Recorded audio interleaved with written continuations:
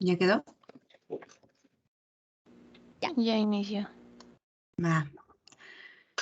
Bueno, entonces ya sabemos que es una laparotomía, ya sabemos todas las maniobras que tenemos para poder movilizar los órganos intra y retroperitoneales. Entonces, una vez que ya se tiene el control de hemorragias y de contaminación, entonces ya podemos pasar a evaluar todos y cada uno de los órganos, en especial los más importantes, como los que quedamos ¿en qué órganos dijimos que era el más afectado en un trauma cerrado?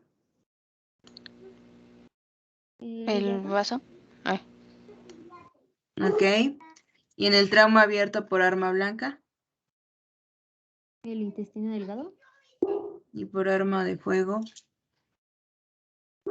No, por arma de fuego era el intestino delgado, ¿no? Exacto. Y por blanca el hígado. Así es, muy bien.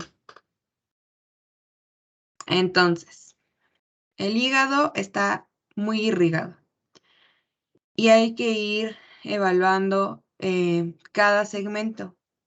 Entonces, para poder movilizar al hígado y poder evaluar no solo la parte anterior, sino también la parte posterior, hay que cortar el ligamento falciforme. Entonces, una vez que cortamos el ligamento falciforme, ya se puede ir movilizando el lado derecho del hígado. También se tiene que cortar el ligamento triangular y ya esto libera por completo al hígado. Y entonces ya podemos levantarlo y podemos ir revisando todo segmento por segmento, que no vaya a tener alguna perforación, ruptura. Sabemos que el hígado es un órgano muy friable, entonces hay que cuidar esto. Ahora, quedamos que otro de los órganos que es afectado por traumatismos es el vaso. Entonces, primero hay que movilizar la flexura esplénica. Esto pues se tiene que liberar los omentos y empezar a quitar a cortar los ligamentos que sostienen el vaso. Esto es lo que les estaba diciendo, que hay que saber cuáles son los ligamentos retroperitoneales y diafragmáticos del vaso. ¿Se lo saben?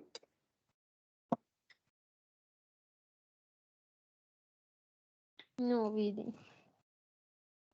Hello, darkness, my old friend. Bueno, se les queda de tarea. Una vez que ya liberamos todos los ligamentos, no todos los ligamentos, se deja un ligamento para que pues no se quede ahí volando después del vaso. Entonces liberamos los ligamentos que están sosteniendo y nos impiden el movimiento del vaso para poder revisarlo, tanto su parte anterior como su parte posterior.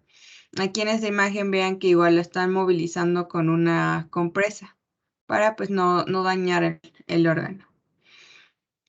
Y también, una vez que ya movilizamos esto, vimos que no está perforado, hay que ir haciendo la división de los vasos cortos gástricos, porque igual esto nos va a impedir un movimiento correcto del vaso. Una vez que ya se cortaron todo esto, tienen el movimiento libre del vaso y lo evalúan y evalúan que no vaya a tener ninguna hemorragia. Luego, otro órgano que tienen que evaluar también, pues es el estómago. Entonces, una vez que ya se levantó el hígado, pues ya van a tener visibilidad del estómago y pues ya podemos evaluar su cara anterior, la curvatura menor. Sin embargo, pues no podemos quedarnos solo con la revisión de la parte anterior, sino también hay que revisar la parte posterior. Entonces, para poder visualizarlo, hay que hacer hacia afuera la curvatura menor del estómago. Entonces ya se va a empezar a exponer la cara posterior, pero para evaluarla bien hay que cortar el epiplón gastrocólico, o sea, esto. Entonces se corta, ya podemos revisar la parte posterior. Para esto pues se hace una tracción cefálica del cuerpo gástrico. Entonces, esto es lo que se ve una vez que ya cortamos el epiplón y se está haciendo tracción para ver la parte posterior. Además, no solo nos permite evaluar el estómago, la parte posterior del estómago, sino también iliorrenal, páncreas, colon transverso y todo esto, ¿ok? Ahora, para revisar el intestino delgado, hay que ir revisando asa por asa. O sea, todo se tiene que ir revisando. Igual, con el colon. Entonces, en especial, para ir movilizando el intestino delgado, tenemos que ir siguiendo el ligamento de Treitz. Y ya, una vez que se va movilizando, así se tiene que ir, como si fuera, pues sí, literal, revisando como una cuerda. Y se hace presión para ver que no, o sea, no tanta presión, pero sí una presión para ver si tiene alguna fuga, si está perforado. Y ya, todo el intestino delgado se tiene que ir revisando de esta forma. Y ya, una vez que se revisó, pues ya. Ahora se revisa el colon con la misma técnica, todo el colon. Ya saben, si se encuentra alguna perforación, tanto en el intestino delgado como en colon, se ponen clamps, no se detiene uno a suturarlo. ¿Por qué? Porque no sabemos si más adelante haya otra perforación. Entonces, se encuentran una, ponen un clamp. Un clamp es como, ¿se acuerdan de las pinzas Bulldog?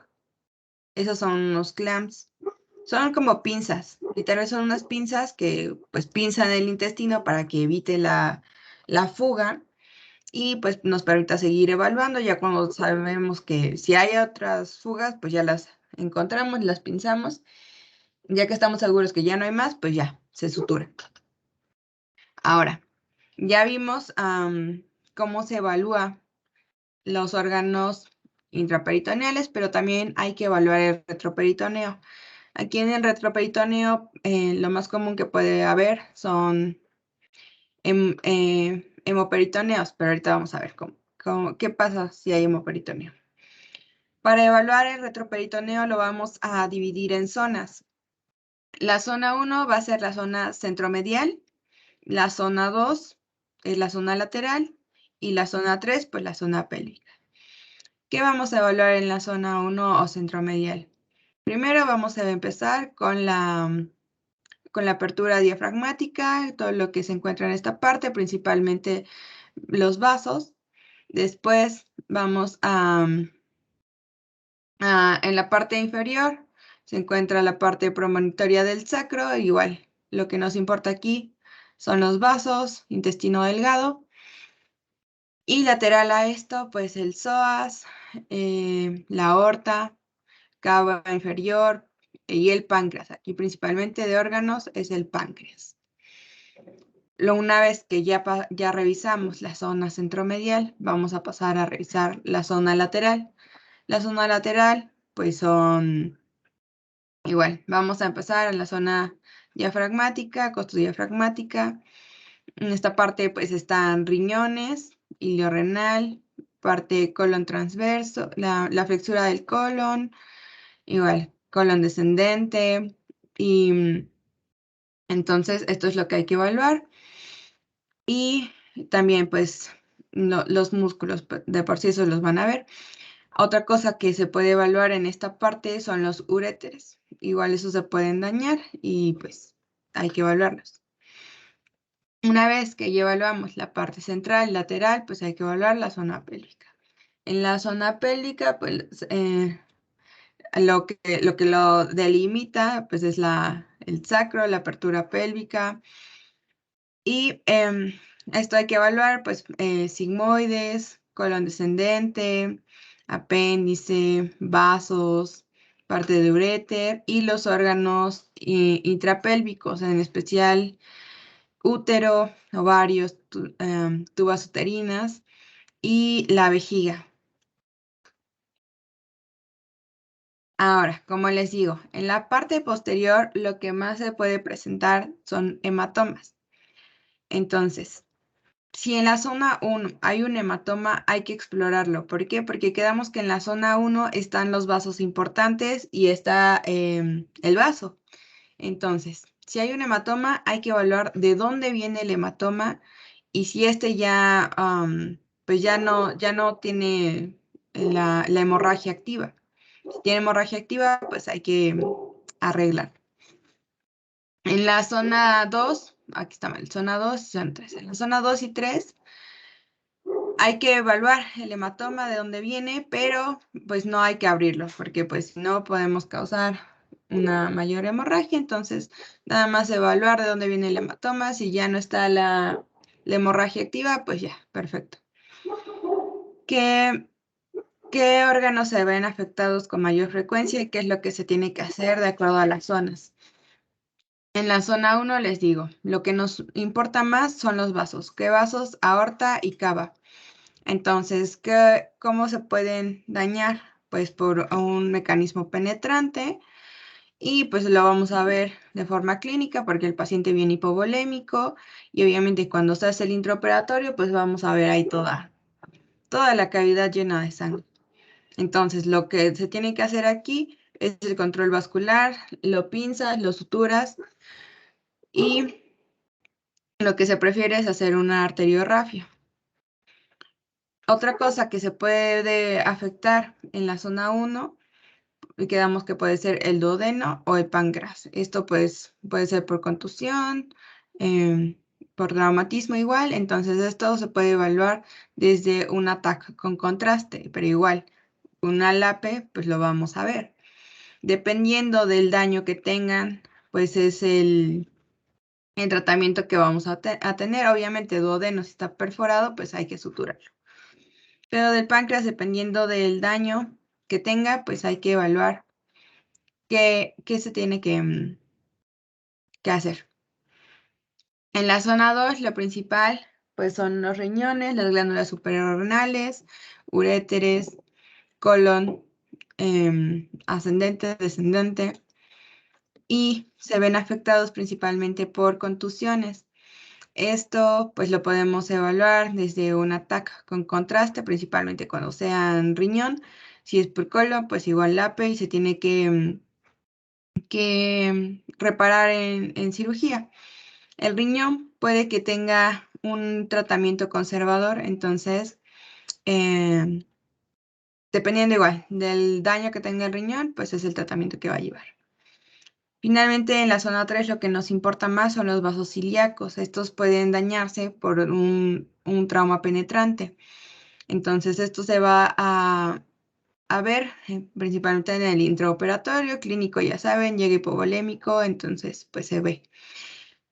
Aquí igual, el tratamiento es primero identificar la hemorragia, pinzarlos y hacer arteriografia. Ahora, en una laparotomía exploratoria y si es por traumatismo de urgencia o de estas emergencias, ¿qué es lo que vamos a buscar? Se busca el control de los daños. No vamos a buscar la reparación definitiva en una sola cirugía. Cuando entra un paciente por traumatismo, se busca el control de los daños para estabilizarlo, pasarlo a la unidad de cuidados intensivos y cuando esté más estable, lo volvemos a meter, se llama una cirugía de second lock, para hacer la reparación definitiva de los órganos.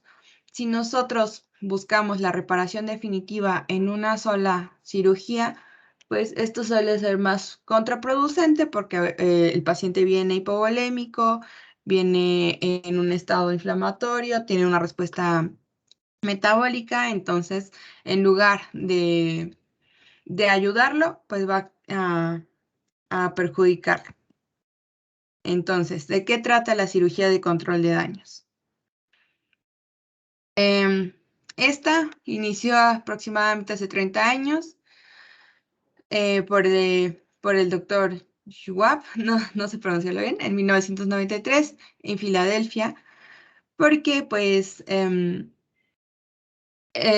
notó que en una sola cirugía pues no tenía peor pronóstico si en una sola cirugía se trataba de arreglar todo a que pues lo arreglaras lo que está causando la alteración del paciente y ya después lo volvieras a meter. Entonces, esta cirugía de control de daños nace a partir de tratar de solucionar el desafío de que panorámicamente la gravedad de las lesiones era cambiante, o sea, que podrías pensar, ya lo arreglé todo en una sola cirugía, pero en el posoperatorio, unos días después, tu paciente se ponía más grave y no sabías por qué, si supuestamente tú ya habías arreglado todo. Entonces, la secuencia operatoria en estos casos antes estaba pensada en que la anatomía tenía que ir primero, entonces que tenían que evaluar todo y arreglar todo para que anatómicamente quedara más, pues como era, ¿no? Para tener un control de esto, pero no es así. Entonces, hay que tener en cuenta no solo su anatomía, sino también la fisiología del paciente. Entonces, una vez que nos centramos más en la fisiología del paciente y también obviamente tomamos en cuenta la anatomía, vamos a tratar de buscar el control rápido de las alteraciones que estén causando la alteración en la función de los órganos que obviamente están haciendo que el paciente se deteriore. Entonces, en la cirugía de control de daños, nada más buscamos el control de los daños de los órganos que están afectando la función y la vida del paciente. Y ya después que ya se encuentra estable, pasa a unidad de cuidados intensivos. Y ya, después cuando esté estable, hemodinámicamente y todo lo demás, pues ya regresa al quirófano. ¿Cuál es el objetivo? El objetivo es evitar la tríada de la muerte. La tríada de la muerte se la tienen que saber súper bien. La tríada de la muerte es hipotermia, es problemas de coagulopatía, hemorragias y acidosis metabólica. Si un paciente tiene estas tres cosas, es inevitable que va a caer en shock. Si cae en shock, se va a morir. Entonces, hay hemorragias que se pueden dar intraoperatorias, ya sea por los movimientos que nosotros realizamos, por no tener cuidado. Entonces, esto puede favorecer un estado hipercoagulativo y de hemorragia. Entonces, hay que tener cuidado con esto. O igual, el paciente ya viene desangrándose, pues ya tenemos ahí ese factor. Entonces, hay que evitar la hipotermia y la acidosis. Si hay coagulopatía y si hay hipotermia, si hay acidosis, es un paciente aún más propenso a que haya sepsis. Entonces, esto lo lleva a un estado peor de shock. Y el shock por sí solo nos puede llevar a acidosis, a estados procoagulativos, a hipotermia. Entonces, por esto es importante evitar esta tríada. Esta tríada se la tienen que saber muy bien. Si esta tríada está en el paciente, ya, se murió. Entonces, ¿cuál es el plan quirúrgico a seguir? La exposición, el control temporal de las hemorragias. Una vez que tenemos el control temporal de hemorragia, la exploración, ya que sabemos todos los daños que hay, tomar decisiones. Sí, tomamos si podemos repararlo de forma definitiva o si le damos un control temporal para que después vuelva a entrar al quirófano y reparemos esto. Entonces, ¿cómo vamos a decidir si realizamos una cirugía de control de daños? La decisión de tomar un control de daños se tiene que tomar en los primeros 15 minutos de que el paciente entró a la cirugía, y esto se toma si están presentes estos puntos. Si un paciente tiene una temperatura central igual o menor a los 32 grados, hay que hacer una cirugía de control de daños. Si el pH está igual o menor a 7.2, igual. Si ya se le transfundieron 10 paquetes globulares y la pérdida de sangre es igual o superior al 70% del volumen sanguíneo total, igual.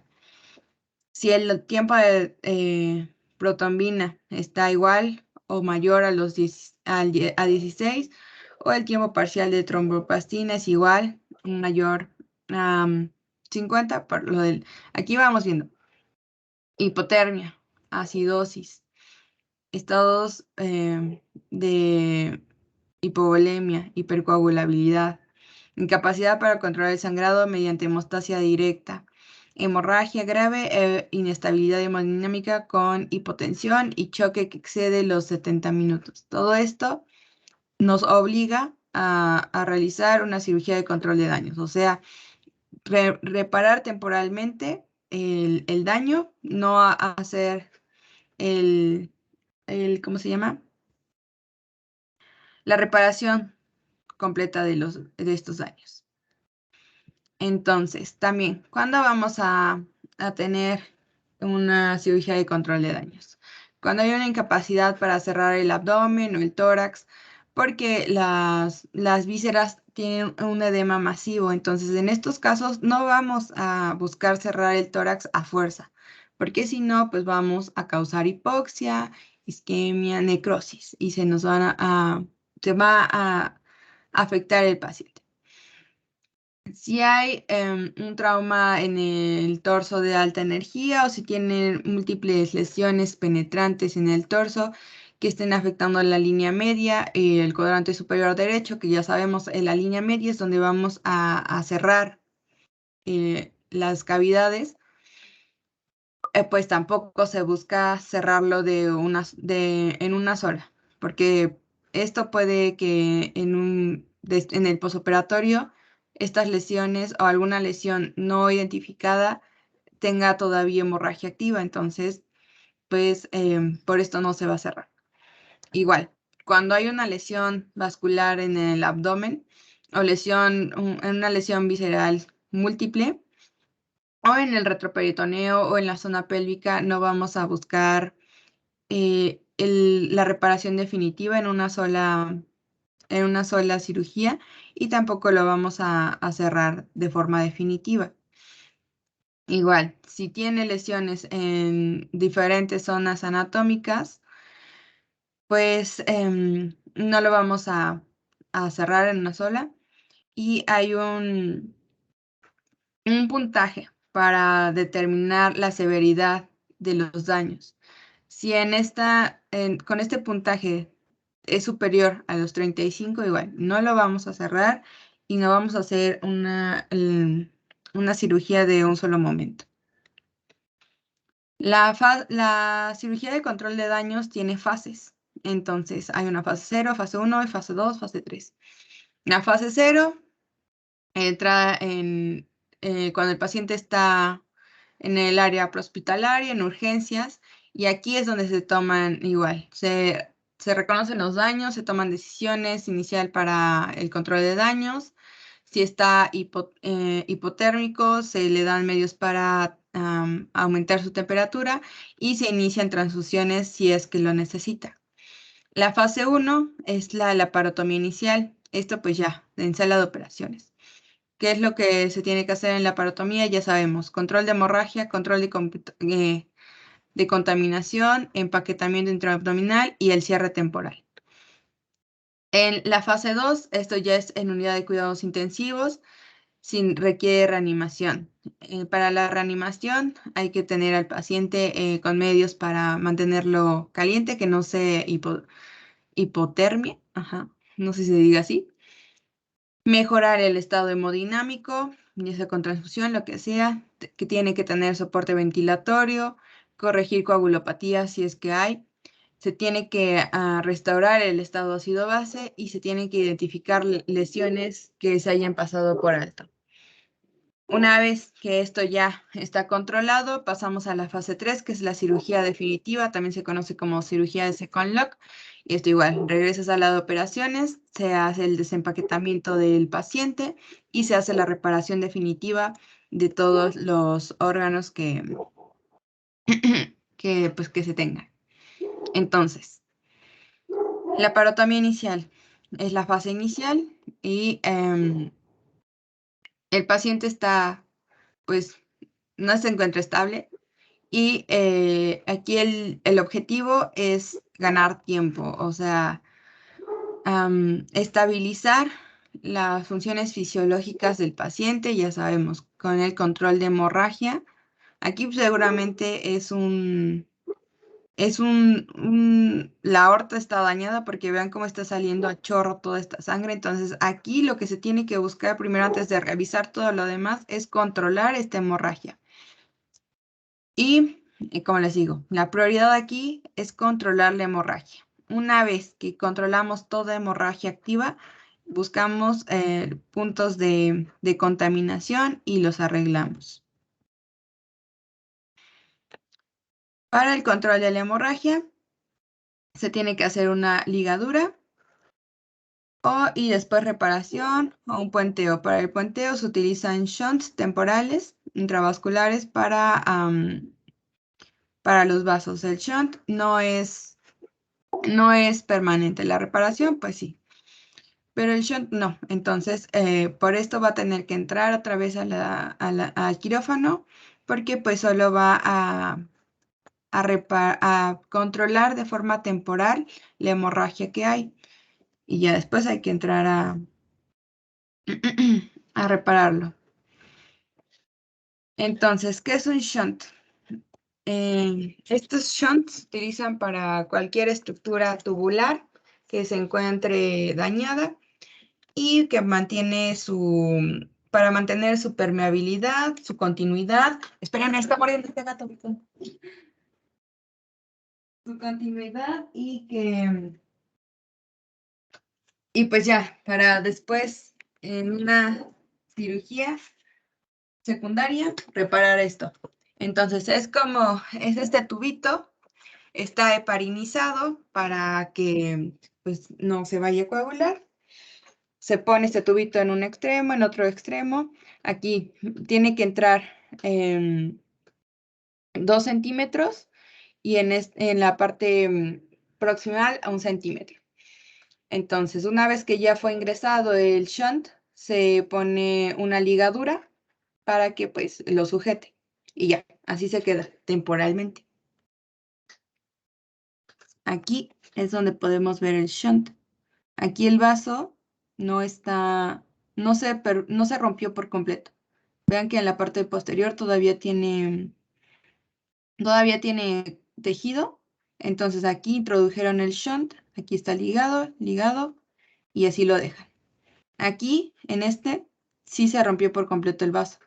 Entonces, aquí hay otro shunt y aquí sí está como en la imagen de atrás, sosteniendo una parte de acá y la parte de acá. Se ligan y así se dejan hasta que haya un control de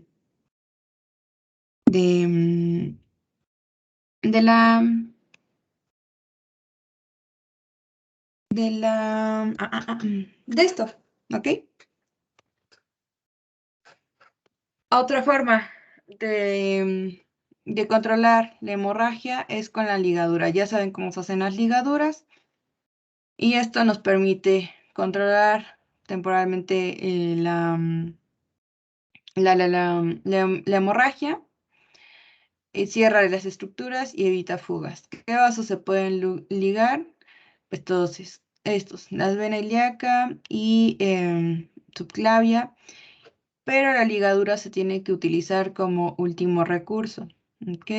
Entonces, se pueden hacer ligaduras libres o ligaduras por transfricción. Una ligadura por transfricción, pues, penetra el vaso. Una ligadura libre, pues es nada más rodeas el vaso con el cabo, se hace el nudo y ya. Cuando es por transfricción, sí penetramos el vaso. Para las ligaduras de los vasos se utiliza material no absorbible. ¿Por qué? Porque si ponemos material absorbible, puede que cuando éste se absorba, el vaso todavía no se haya cerrado por completo. Entonces, va a haber riesgo de hemorragia de nuevo. Ok. Entonces, en el hígado, la mayoría de las lesiones no requieren un manejo a menos que haya lesiones sangrantes que estén activas. Pero si hay lesiones no sangrantes, no hay necesidad de que estas tratemos de arreglarlas. O sea, si se ve un hematoma en el hígado, pues no lo vamos a abrir, no lo vamos a tratar de arreglar. Ahí se deja y ya solo que se recupere. Si hay lesiones pequeñas en el parénquima, este se puede solucionar únicamente con electrocauterio o con alguna sutura. Si hay una laceración importante de esto, pues entonces sí lo vamos a tratar con suturas directa. Si el grado de lesión ya es un grado muy avanzado y no hay forma de repararlo con una sutura, se pueden utilizar mallas de Vicryl. Esto nos ayuda a liberar tensión y pues reparar la laceración que tenga. Y lesiones que estén profundas y tunelizadas, hay que realizar un taponamiento con una sonda Foley o sonda de Singstack-Blakemore para que pues esté drenando esto y ya después se pueda hacer la reparación del daño. Las lesiones que ya sean mayores, que no hay forma de repararlo ni con malla, ni con taponamiento, ni ninguna, pues hay que hacer una resección anatómica de la zona que está dañada y un debridamiento. Entonces, en este caso, por ejemplo, hay una laceración profunda, entonces aquí había que poner un drenaje, entonces se puso una sonda Foley. Aquí así es como se veía y pues hay que repararlo. Desgarros los tenemos que suturar, desgarros se sutura, aquí se puede poner malla, aquí hay que drenar o si es muy importante pues ya se tiene que resecar. Entonces, tenemos grados. En el grado 1 pues son laceraciones que afectan el menor del 10% de la superficie. Y generalmente pues puede ser una lesión un hematoma subcapsular, entonces estos pues no requieren que se arreglen. En el grado 2 pues ya se está afectando del 10 al 50% de la superficie del hígado. Puede que haya heridas que tengan una profundidad de 1 a 3 centímetros. Y las lesiones son menores a los 10 centímetros de diámetro. Entonces aquí pueden ser laceraciones, un hematoma intraparenquimal o un hematoma subcapsular. Entonces aquí puede que se puedan suturar, o, se suturan o se dejan los hematomas para que se reparen solos. En el grado 3, aquí ya hay perforaciones con una profundidad mayor a los 3 centímetros. El diámetro de estas lesiones es mayor a los 10 centímetros y puede haber aquí ya sangrado activo y el área afectada es mayor al 50%. Entonces, ¿qué puede afectar esto? Una laceración, un hematoma intraparenquimal, aquí va a haber sangrado activo, un hematoma subcapsular, algún daño vascular Entonces, estos sí tienen que ser reparados, ya saben, con una malla, con sonda, con sutura, dependiendo del tipo de herida que se tenga. En el grado 4, ya hay una disfunción de los lóbulos hepáticos del 25 al 75%. Aquí obviamente hay sangrado activo y que ya está afectando hasta el peritoneo. Entonces hay pues sí, ya hay una interrupción de todo el parénquima y el sangrado está activo. Y esto es un grado avanzado del daño. En el grado 5 es un grado pues ya grave porque ya hay una afectación de los lóbulos hepáticos del más del 75% y entonces va a haber sangrado activo y hay que hacer resección, debridamiento, control de hemorragias, ¿ok? ¿Cómo lo vamos a evaluar? En el grado 1, pues aquí solo hay un hematoma, es pequeño, no hay problema, se puede quedar así. En el grado 2, aquí ya hay un hematoma más grande, hay daño del hígado, entonces hay que evaluar de dónde está ese sangrado y tratar de repararlo. Esto entra dentro de un grado 2, 3, entonces un grado 4, pues ya, aquí está muy dañado el hígado, hay que entrar a cirugía, hay que tratar de resecar todo lo posible y controlar hemorragias. ¿Ok? Entonces, ¿cuándo vamos a realizar un empaquetamiento? El empaquetamiento se hace con las compresas. ¿Y cómo se hace el empaquetamiento? El empaquetamiento es principalmente para tratar las lesiones hepáticas con una magnitud pues importante que igual para lesiones intraabdominales con lesiones importantes. Además, también en pacientes que tengan coagulopatías y que estén relacionadas a choque. Igual, cuando las lesiones sean irreparables. Entonces, si no hay forma de reparar esto, pues hay que empaquetar. Esto, a pesar de que piensen, pues que se deja la compresa, está presionando, mejora la supervivencia de los pacientes entre un 60 al 90%. ¿Hay complicaciones? Sí. Se puede desarrollar un síndrome compartimental, se pueden crear fístulas y abscesos hepáticos, pero tiene una incidencia del 14%. Y si no se tiene una buena asepsia, pues puede desarrollar sepsis y igual, aquí la ventilación mecánica puede favorecer que haya neumonía, esto favorece la sepsis. Y lo bueno de esto es que a pesar de que haya sepsis, pues estos pacientes sí logran sobrevivir. ¿Cuándo se tienen que remover este empaquetamiento? Después de unas 36 a 72 horas. ¿Cómo se empaqueta? En la parte superior se pone compresas y en la parte inferior de forma que como que lo apachurren. Entonces, se puede igual poner como gasas cubriendo la zona. ¿Qué no se tiene que hacer? No se tiene que meter aquí la gasa. Esto impide la cicatrización y recuperación y va a causar aún más daño, más fístulas. Entonces, esto no se hace. ¿Cuándo vamos a hacer una sutura directa? Cuando las laceraciones sean menor a 3 centímetros y entonces, la sutura que vamos a utilizar tiene que tener una punta roma grande. Se puede utilizar catgut crómico de número 0.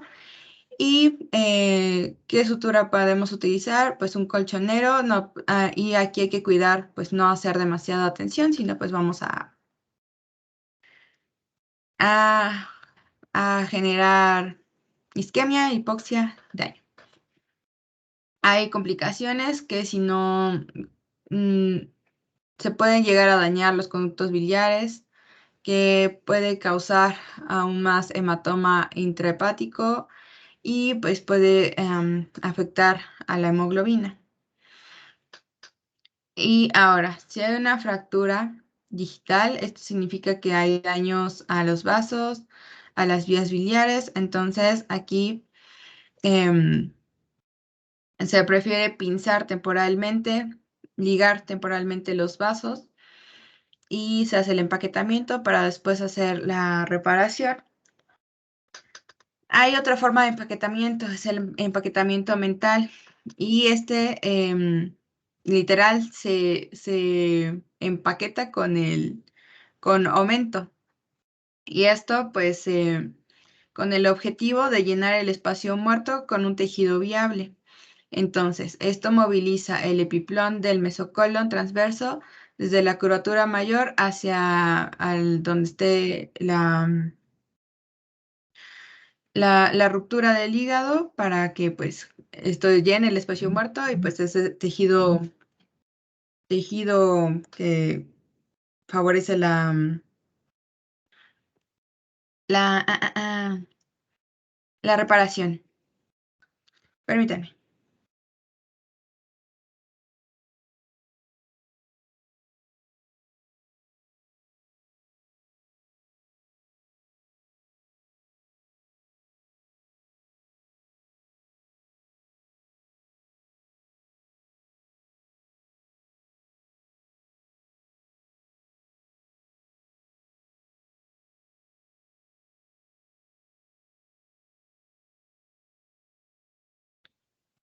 Ok, perdón.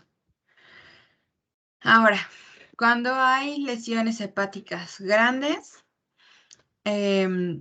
esto se puede, nos puede obligar a hacer una resección anatómica, no es lo más recomendado, pero si es necesario, se tiene que hacer. Y también se tiene que hacer debridamiento, principalmente de las zonas que pues ya están necrosadas, pues porque no las podemos dejar ahí.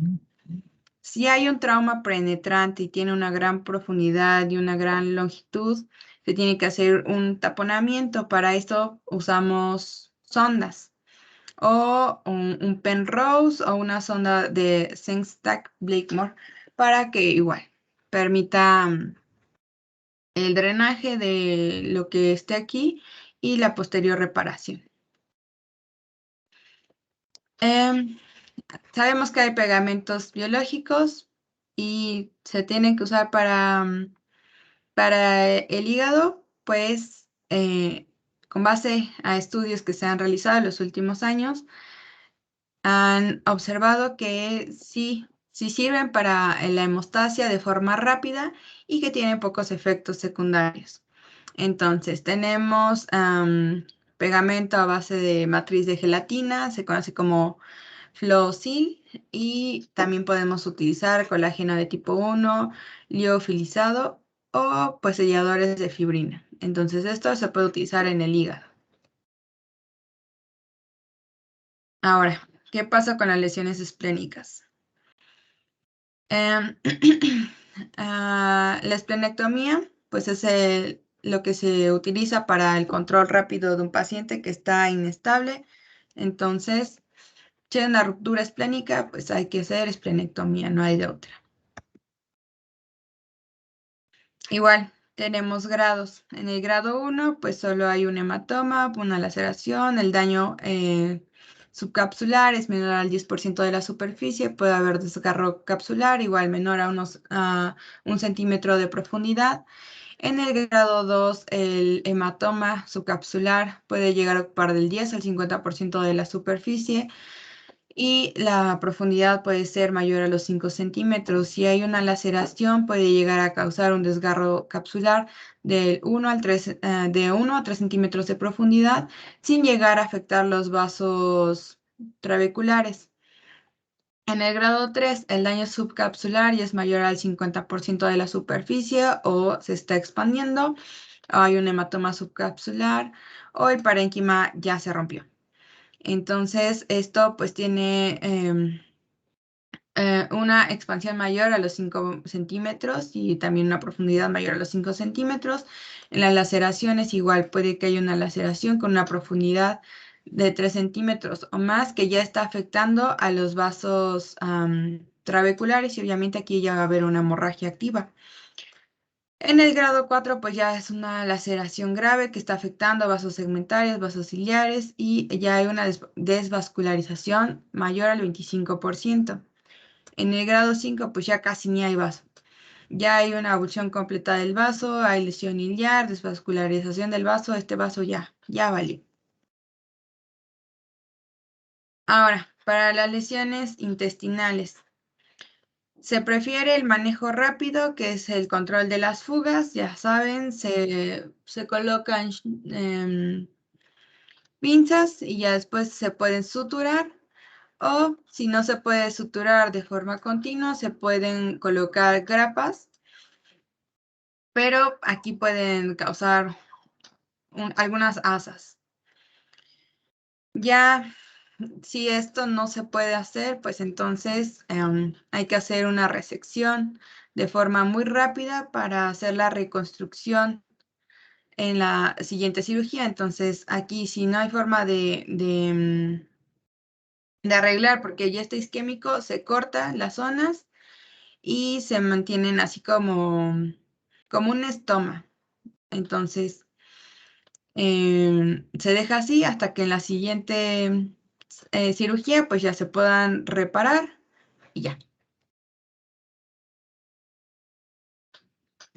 Ahora, en las lesiones biliopancreáticas se pueden tratar con algún drenaje por medio de sonda, pero si están cerca de la parte duodenal, estos se pueden reparar con alguna resección o anastomosis.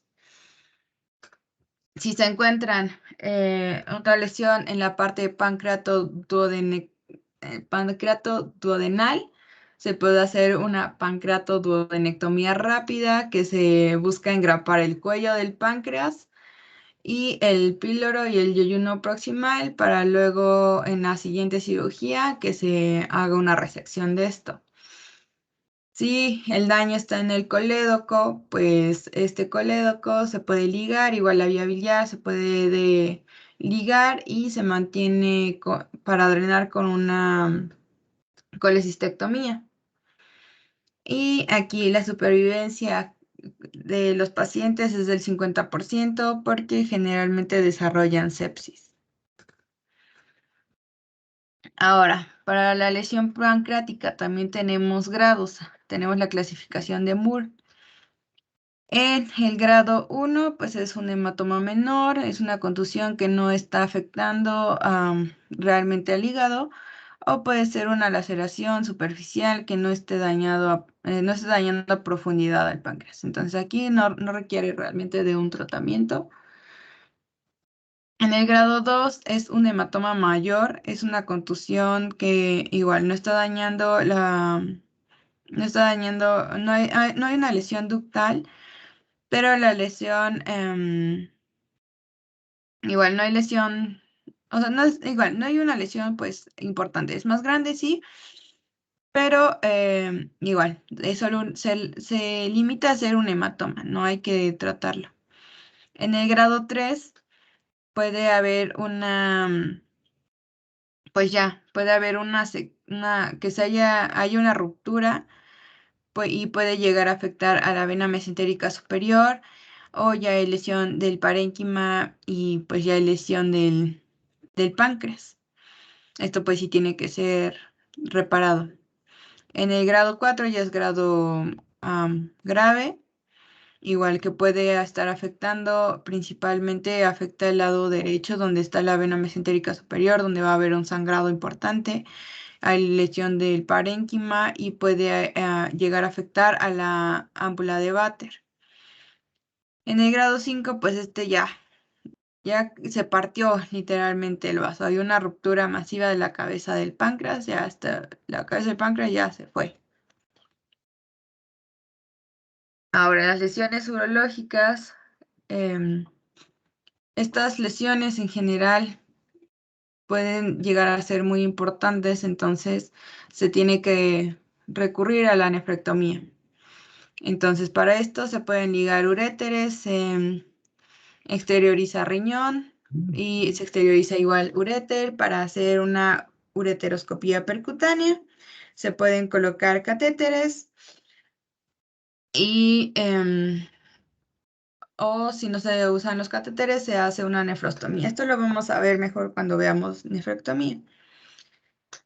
Y si las lesiones son muy complejas, se tiene que tratar de reparar de forma definitiva y se hace una derivación con una sonda para hacer una cistotomía suprapúbica. Entonces, igual, como les digo, en los órganos intrapélvicos, otra cosa que se tiene que evaluar es la vejiga, no solo en hombres, sino también en mujeres. Y en mujeres, pues se evalúa el útero, tubas uterinas y ovarios. Igual, hay grados, se evalúa del 1 hasta el grado 5. En el grado 1, pues son lesiones que nada más tienen una contusión, un hematoma, y esto se puede presentar con una microhematuria y estados urológicos normales. Además, también puede haber, si hay un hematoma, puede ser subcapsular, que no se está haciendo más grande, no está lacerando el parénquima, entonces esto pues se puede reparar de forma convencional. No necesita cirugía. En el grado 2 puede haber un hematoma. El hematoma se limita a ser perirrenal, no se está expandiendo, o sea que no hay una hemorragia activa. Y se limita a estar en el retroperitoneo renal. Si hay una laceración, en estos ya son mayores mayor a 1 centímetro de profundidad en el parénquima de la corteza renal. Sin embargo, no hay fuga urinaria ni sangrado. Entonces, aquí igual puede tener tratamiento convencional. En el grado 3 entran laceraciones que tienen una profundidad mayor a 1 centímetro y está afectando parénquima y corteza renal.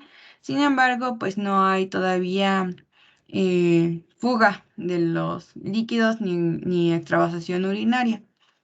Aquí, pues dependiendo de dónde se encuentre la laceración, pues vamos a determinar el tratamiento. Aquí ya es quirúrgico.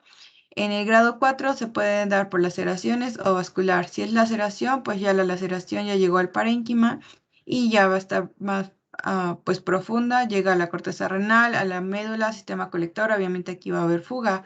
Entonces aquí, por ejemplo, están usando una sonda para evitar la fuga y favorecer el drenaje. Si el daño es vascular, pues ya hay lesión de arteria o vena renal y va a haber una hemorragia contenida. Entonces hay que corregir la hemorragia. En el grado 5, igual puede ser por laceración o puede ser vascular. Aquí en la laceración, incluso el riñón ya está afectado, entonces pues hay que hacer nefrectomía. Y en daño vascular, pues puede haber una avulsión del hilo renal que está desvascularizando al riñón. Igual va a requerir nefrectomía. Ahora, ya que sabemos qué es lo que vamos a hacer en una cirugía de control de daño, ya lo arreglamos temporal o definitivamente, se procede a hacer un cierre temporal de la cavidad abdominal. Esto para favorecer que no siga perdiendo más sangre y pues se pueda mantener ahí dentro la sangre que se está reponiendo. También se tiene que mantener el volumen que se está reponiendo y nos permite disminuir el grado de contaminación que tiene el paciente. También el estado nutricional del paciente tiene que ver con esto y nos va a ayudar a estabilizar al paciente. Entonces, hay que considerar si hay cierra-tensión, pues no se cierra, o si se puede cerrar un bloque y lo demás no se cierra con hilo de sutura. Entonces, el síndrome compartimental abdominal se incrementa obviamente, por la presión intraabdominal y puede ser de 2 tipos. El primario, que puede ser causado por la lesión abdominal, o secundario donde ya no hay lesión intraperitoneal, pero pues nosotros lo cerramos a presión y ya. No, esto favoreció el síndrome compartimental abdominal. La causa más frecuente del síndrome compartimental abdominal es el trauma abdominal y este generalmente es de causa primaria y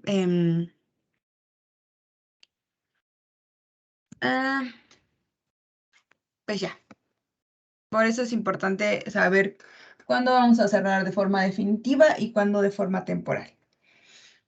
¿Qué factores predisponen al síndrome compartimental abdominal? El empaquetamiento abdominal, el sangrado por alguna coagulopatía, el principal, el edema intersticial por reanimación masiva con líquidos, un aumento de volumen del intestino por alguna lesión vascular mesentérica. Estos dos son los que más aumentan, favorecen el edema y favorecen el síndrome compartimental. Y que se cierre la aponeurosis y la piel bajo mucha tensión, o que haya una contaminación extensa, ya sea por ilion. Esto va a causar distensión abdominal, mayor presión intraabdominal y pues esto favorece esto. Entonces, para el cierre temporal de una laparotomía, esto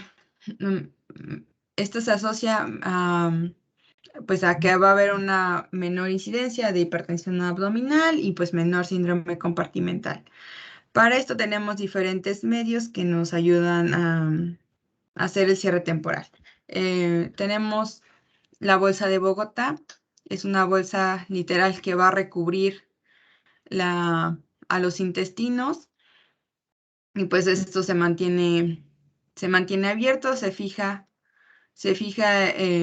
a la incisión, o sea, los laterales se fijan y pues literalmente aquí se queda una bolsa que pues va a estar cubriendo nada más los hígados. El cierre de la piel, ¿cómo lo vamos a hacer? Primero, se hace un cierre en dos planos. Primero, el cierre de aponeurosis y luego el cierre de la piel. No se cierra todo en una sola. Esto pues para liberar la tensión. Entonces, al suturar primero aponeurosis y luego piel, se libera la tensión que se aplica en la sutura. Igual, no se aplica demasiada tensión en las suturas. Y si se presenta el síndrome compartimental abdominal, hay una mortalidad de 63 al 72% de los pacientes. Entonces, por eso se busca un cierre temporal, no un cierre definitivo. Luego, una vez que fue controlada la hemorragia, la contaminación, se hace el cierre temporal y les digo, para esto podemos usar, por ejemplo, pinzas de campo, las Backhaus, o para hacer, pues literalmente, que pincen la piel del paciente. Se pueden utilizar mallas, hojas de plástico, de silicón, las bolsas de Bogotá, el cierre con sutura o empaquetamiento al vacío, que es cubrir los órganos nada más pues para que se queden así. Entonces, si vamos a utilizar pinzas de Backhaus para hacer el cierre temporal, se introducen los órganos y para el afrontamiento de la piel, nada más se va poniendo pinza, pinza, pinza, pinza, pinza, pinza y así se deja el paciente. Una vez que ya se pusieron las pinzas, se cubre con algún apósito, algo estéril para que pues no esté una herida al descubierto. Y así se deja hasta que vaya a entrar a la cirugía de reparación. Si hay mallas para poder cubrir esto, pues está la cavidad peritoneal, se meten aquí los órganos, se pone la malla, encima de la malla, entre la pared abdominal, se empaqueta al paciente con gasas, con compresas, y encima de esto se hacen puntos no para afrontar, sino nada más para retener esto. Y esto nada más se hacen en la saponeurosis. La piel se deja abierta. ¿Ok? Luego, puede igual que tenga que tener varias láminas de mallas. Entonces se introducen los órganos, va una lámina de malla, luego peritoneo, se dejan drenajes si es que esto lo necesita, y encima de los drenajes se pone una lámina adhesiva de poliéster para mantenerlo cerrado. Entonces aquí no empaquetamos, sino para que haya un drenaje activo se dejan los drenajes, puede ser Penrose, sondas, etc. Entonces tenemos mallas de biomateriales, que son prótesis biológicas, para no usar una bolsa de Bogotá. Entonces estas mallas pues contienen a los órganos, se sujetan a la piel del paciente y así se mantienen hasta, obviamente se le pone una capa de plástico estéril para que no, esto pues no se deja, si se deja así al aire libre pues se va a contaminar.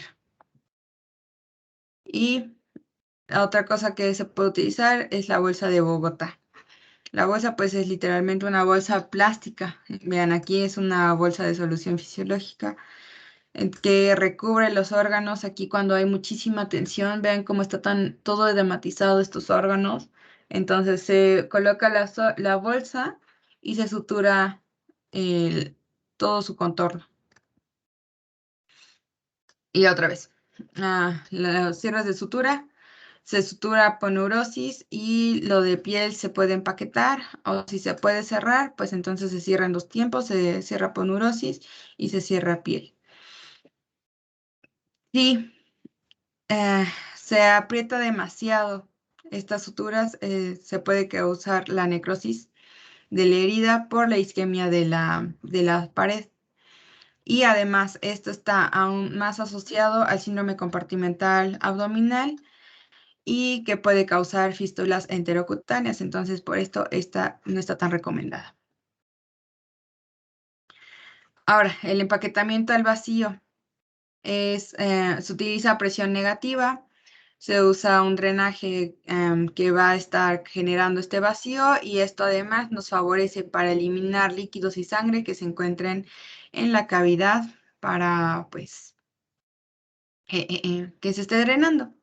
Esto pues es más caro, se usa como una esponjita que recubre la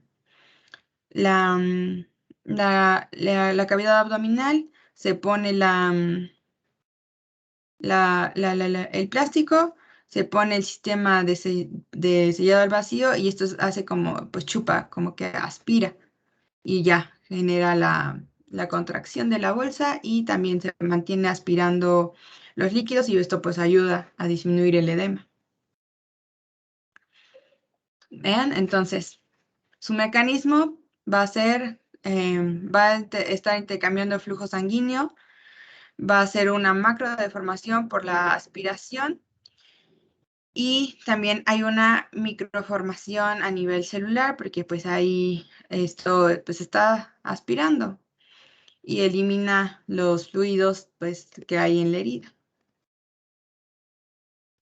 Luego ya en la fase 2 pues está la reanimación, que incluye todos los cuidados de monitoreo en la unidad de cuidados intensivos y la corrección de la hipotermia, acidosis y coagulopatías. Esto para tratar de mantener buscar la hemostasis fisiológica del paciente y evitar la triada mortal. El manejo de la hipotermia se puede utilizar con medios físicos, por ejemplo, se mete en el guante, se mete agua caliente y se pone alrededor del paciente. Si hay sábanas térmicas, pues sábanas térmicas. Y la irrigación del paciente puede ser humidificado y recalentado el aire para que pues esto mantenga al paciente calientito. También hay colchones térmicos o si se requiere, pues puede haber una infusión intravenosa con aminoácidos si está en anestesia general. Y esto mantiene al paciente pues calientito. Y ya, otra de las cosas que hay que corregir es la acidosis metabólica. Y esto hay que corregirlo porque se asocia a una mortalidad del 50%.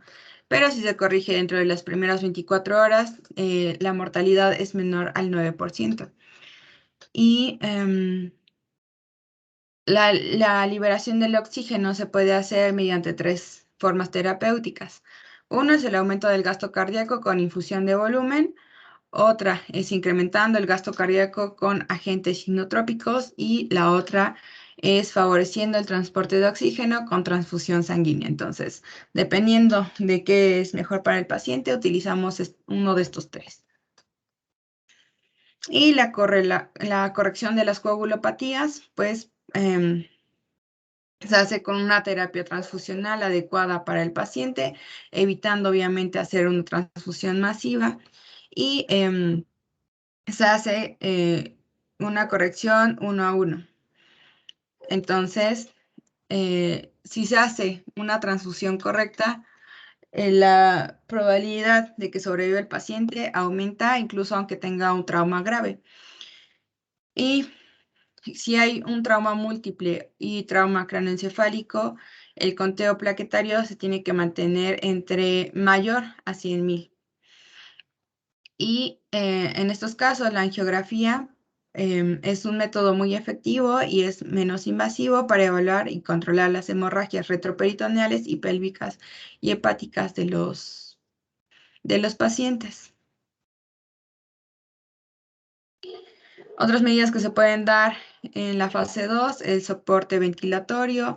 En estos se tiene que tener al paciente con una saturación del oxígeno mayor al 92% y una FiO2 menor al 0.6. Esto pues hay que tratar de disminuir el volumen corriente para que se evite una lesión pulmonar que esté inducida por la ventilación. Igual aquí se hace control, manejo del dolor.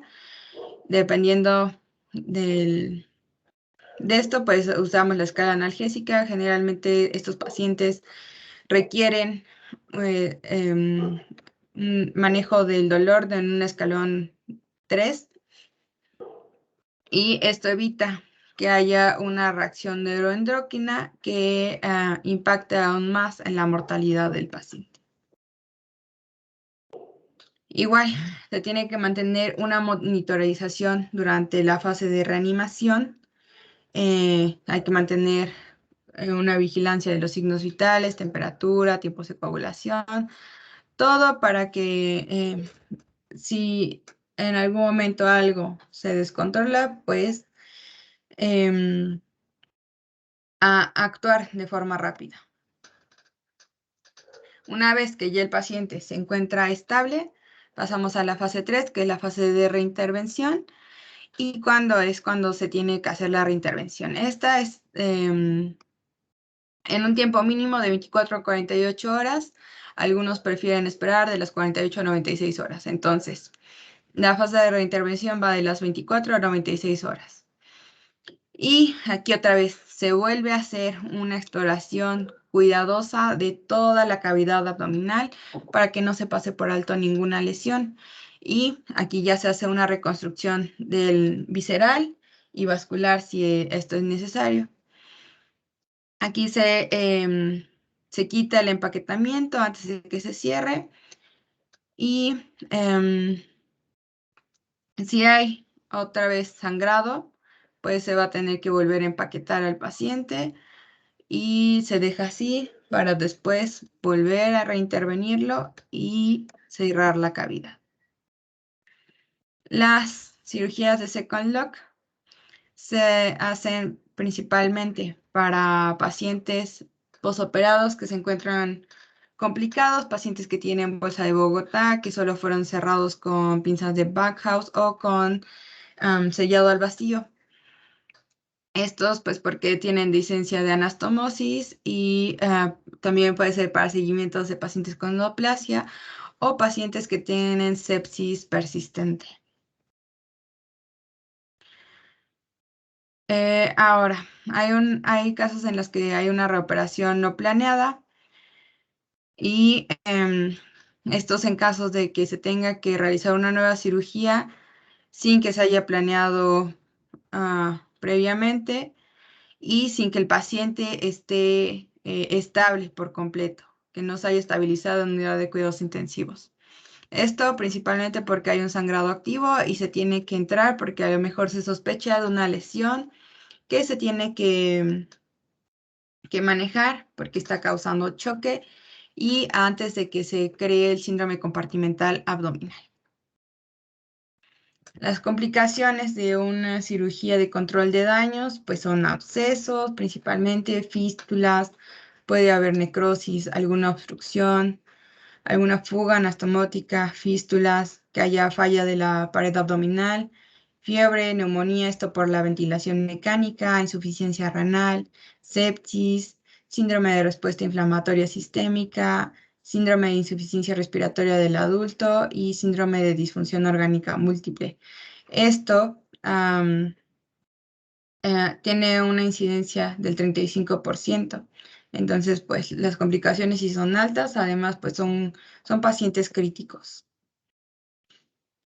Entonces, en conclusión, de la cirugía de control de daño, está todavía dentro de los paradigmas para el manejo de los pacientes con una lesión múltiple y grave, y está limitada a hospitales, pues, que tengan centro de trauma, unidad de cuidados intensivos, porque consume muchos recursos, consume muchos días hospitalarios, consume mucho tiempo en terapia intensiva y estudios complejos para los pacientes. Y pues es importante que ustedes conozcan los conceptos del control de los daños, principalmente para traumas, para explicárselos a los pacientes y familiares con traumas múltiples y pues ser conscientes de las situaciones que son complicadas y que probablemente no vayan a tener un buen final. Y bueno, agradecemos al jefe por haberme prestado sus diapos. ¿Preguntas? Órale. Estuvo buena. Yo vi apenas un procedimiento, creo que ya no se usa, pero sí me impresionó un poquito, en donde en lugar de optar por un cierre, por ejemplo, con presión negativa o, por ejemplo, clampear o con el de la bolsa de Bogotá, utilizaban un cierre así como una cremallera, así como de ropa. Creo que ya no se usa, pero creo que antes sí se utilizaba. Apenas no tiene mucho que vi un videíto. Dije, ay, se los voy a compartir, pero no sé si tú lo habías visto. Ay, espera, me voy a detener la grabación.